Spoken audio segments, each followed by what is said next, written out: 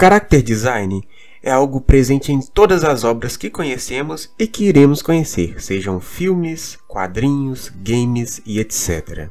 A importância desse elemento é tão grande que pode fazer com que você se identifique ou tome antipatia de algum personagem em apenas alguns frames ou páginas. Lembrando que ter sentimentos negativos relacionados ao nojo, antipatia ou raiva e similares não faz com que o design em si seja ruim. Tudo depende do que o autor quis passar com tal personagem. Nesse procedimento, não só o desenho, como também as cores, feições e roupas do personagem são importantes para a construção do mesmo. Assim, pode ser interessante você aproximar a ilustração do personagem ao que seria a história por trás dele. Tomemos como exemplo talvez o personagem mais emblemático dos últimos tempos em LoL, a Jinx. Se você parar para analisar, verá que não é tanta surpresa que esse campeão tenha caído tanto nas graças do público, onde, além de uma lore bem explorada, tem um desenho que é basicamente um resumo dessa lore. Em uma simples análise, podemos ver que ela é uma ADC, provavelmente com muito dano devido às armas que a mesma tem. Sua magreza indica talvez que ela não tenha muita vida. A diferença de tons nas cores do cabelo do azul forte para o violeta e roxo, além da assimetria e cara de psicopata, nos mostra um forte senso de desequilíbrio vindo da personagem, indicando talvez que ela seja uma psicopata, ou no mínimo alguém que sofreu um grande trauma na sua vida. As armas têm acessórios únicos que combinam com o forte senso de loucura que a personagem passa, além de ter alguns traços de gambiarra, como o seu próprio cinto em volta de uma delas, indicando que a mesma possa ter as produzido. Outro exemplo que podemos dar são as poses, sempre enérgicas e no mais alto pico, fora seu cabelo, que se destaca pelo tamanho e formato, dando a aparência de algo inocente que contrasta com a figura que vemos. Um traço de que ela, apesar da aparência, é uma garota perigosa, além de louca e extremamente inteligente, seguindo bem a risca de outros personagens famosos. Bem, acho que já entenderam um pouco quão importante é o character design, então bora para algumas obras que mudaram algumas características desse design no mangá para o anime, seja apenas por correção ou para passar um clima diferente da obra original. E a primeira obra é Dororo, que, ambientada no Japão feudal, conta a história de Hyakmaru, que tem suas partes oferecidas por seu pai a 48 demônios, e que, ao lado de Dororo, vai em busca de matar esses demônios para, aos poucos, recuperar o seu corpo novamente. Aqui, estamos falando da diferença de design do mangá, produzido por Osamu Tezuka em 1967, e o remake que tivemos em 2019, produzido pelo estúdio MAPPA.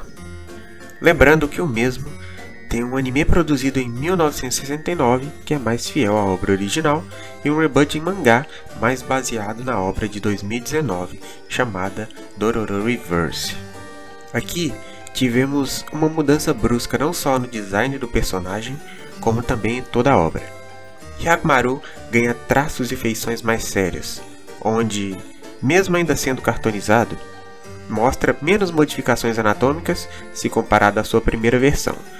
Dororo e os demais personagens também seguem esse padrão. O anime usa cores frias e opacas, indicando esse sentimento de monotonia e seriedade. Não que esteja dizendo que a primeira versão é ruim. A mesma tem uma narrativa muito penetrante que te mantém na história e te dá a curiosidade de ver o seu desenrolar. Mas, por vezes, o autor peca justamente no fato de a história ter um plano de fundo mais sério e, em momentos que deveriam existir o drama, tristeza e terror, a obra nos passar um sentimento mais leve e tranquilo, como se estivéssemos vendo algum desenho do Pica-Pau ou Popeye. Na obra de 2019, Hyakmaru tem um semblante mais condizente com alguém com o seu passado, alguém frio e fechado, de roupas nada chamativas e que demonstra pouco ou em nenhum grau suas emoções, permanecendo em boa parte da obra com seu semblante neutro, que nos esboça a tristeza de alguém que que teve sua vida praticamente tirada por aqueles que deveriam protegê-la. Em contraste com a obra original, onde o mesmo é firme, de fortes emoções e, em alguns quadros, brincalhão, nos fazendo esquecer em parte sua história triste. Outra característica a se destacar na obra de 2019 é sua coreografia maravilhosa nas lutas, com a adição aí de diversos pontos de perspectivas interessantes não existentes na obra original. Lembrando que tanto o mangá quanto o anime são boas obras. Os mesmos se tornaram estilos diferentes, mas contam praticamente a mesma história, com algumas adições por parte do anime que dispensa elogios. Porém, o mangá também é muito bem feito. Temos o desenho de um dos pais do mangá em ação, com aulas maravilhosas de estilização de personagens, além de Hyakkimaru e Dororo terem seu carisma nas duas obras. Não à toa que é uma história que é lembrada até hoje por artistas contemporâneos. E vamos de CDZ Saint Seiya, ou Cavaleiros do Zodíaco, obra de Masami Kurumada, que tem para alguns o estigma de péssimo desenhista por conta de seus designs e principalmente sua perspectiva, que são por vezes com uma anatomia estranha e errada.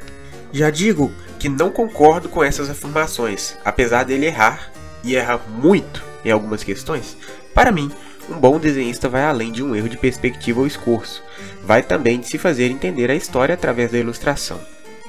E Kurumada, para mim, tem um senso de composição muito elevado, além de seu desenho de animais, armaduras, além de vez ou outra fazer bons painéis que transpassam a ação para a história.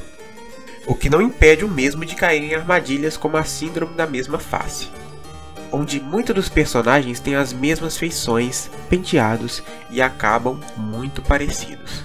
Como nessa imagem que, apesar de ser a mãe de Yoga, poderia ser qualquer personagem feminina de cabelo grande da obra, como Saori.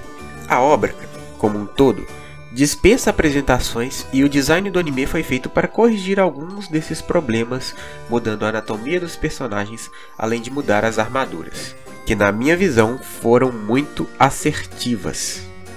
As mesmas ficaram muito mais interessantes, além de ganhar volume pelos novos traços, ficaram mais brilhantes e imponentes, embora o anime também não esteja livre de erros.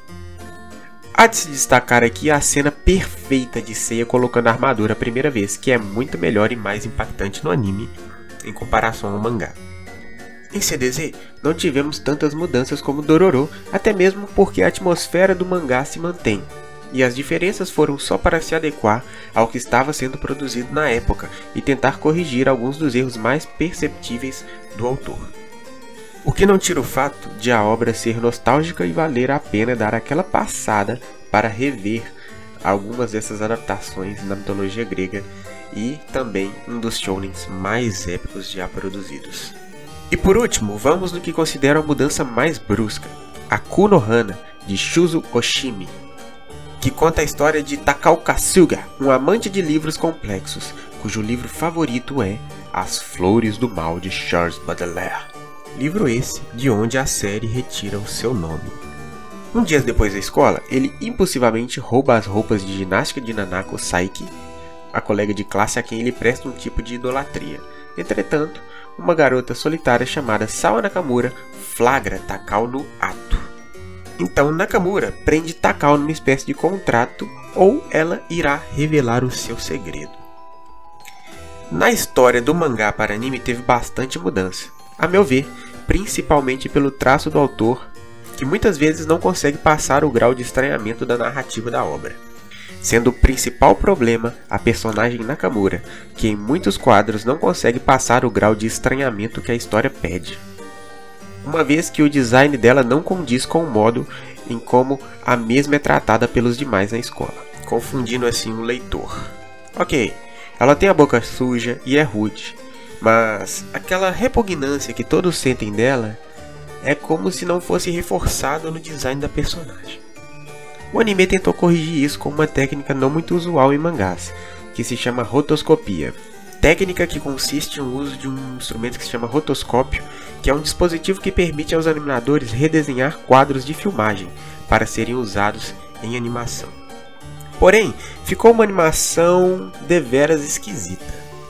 Entendo que de certa forma esse estranhamento, essa não adequação com esse estilo de animação foi algo proposital gerado pelos produtores, porém a percepção que fica é que talvez o grau de desconforto tenha sido exageradamente aumentado, tanto pela narrativa da história, mas principalmente por esse estilo de animação.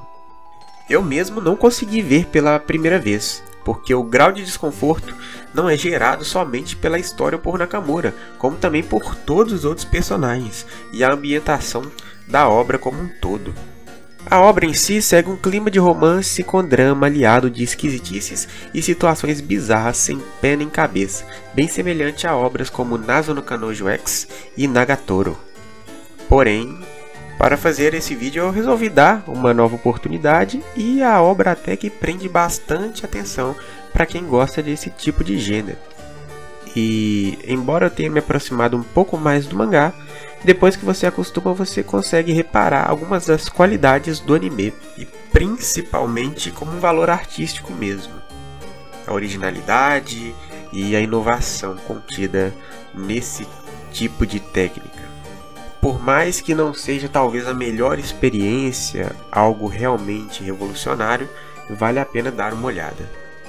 Bem guys, acho que já ficou meio grande o vídeo. Se gostarem, faço de mais obras.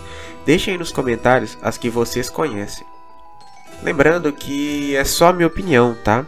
Deixem um like com o sininho ativado e se inscrevam. E se gostaram do vídeo e querem que eu faça mais, eu peço por favor para vocês darem uma olhada nos outros vídeos aqui do canal. Tenho certeza que vão gostar também e vão dar aquela ajuda para impulsionar um pouco aqui, beleza? Ah, lembrando, eu também sou ilustrador, tá? Não é um cara aleatório falando aqui com vocês, não. Se vocês quiserem dar uma olhada em alguns dos meus trabalhos artísticos e quiserem também fazer aquela análise, passam lá no Instagram, pode escrever o título aqui do nosso canal, SILE, beleza? Vocês vão encontrar uns desenhos bem esquisitinhos, beleza? Valeu, falou e fui!